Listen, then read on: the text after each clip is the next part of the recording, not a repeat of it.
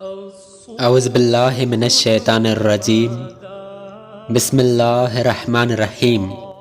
مفقود کا بیان۔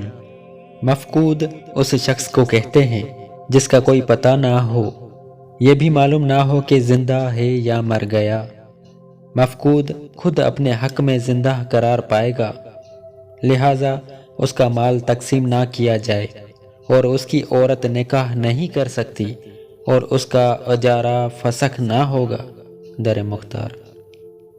مفقود پر جب لوگوں کا نفقہ واجب ہے، یعنی اس کی زوجہ، اس کی اولاد اور اس کے ماں باپ، ان کو نفقہ اس کے مال سے دیا جائے گا، یعنی روپیہ، سونا، چاندی، جو کچھ گھر میں ہے یا کسی کے پاس امانت یا دین ہے، ان سے نفقہ دیا جائے۔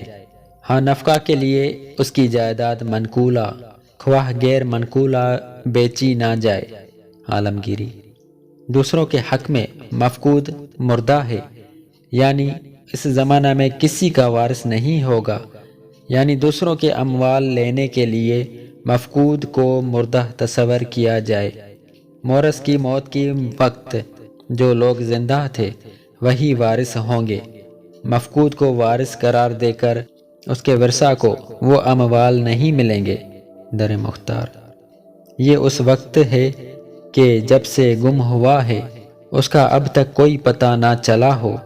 اگر درمیان میں کبھی اس کی زندگی کا علم ہوا ہے تو اس وقت سے پہلے جو لوگ مرے ہیں ان کا وارث ہے، بعد میں جو مریں گے ان کا وارث نہیں ہوگا۔ بحر الرائق۔ بھی ہمارے چینل کو سبسکرائب کریں اور روزانہ نئی اپڈیٹس کے لیے بیل آئیکن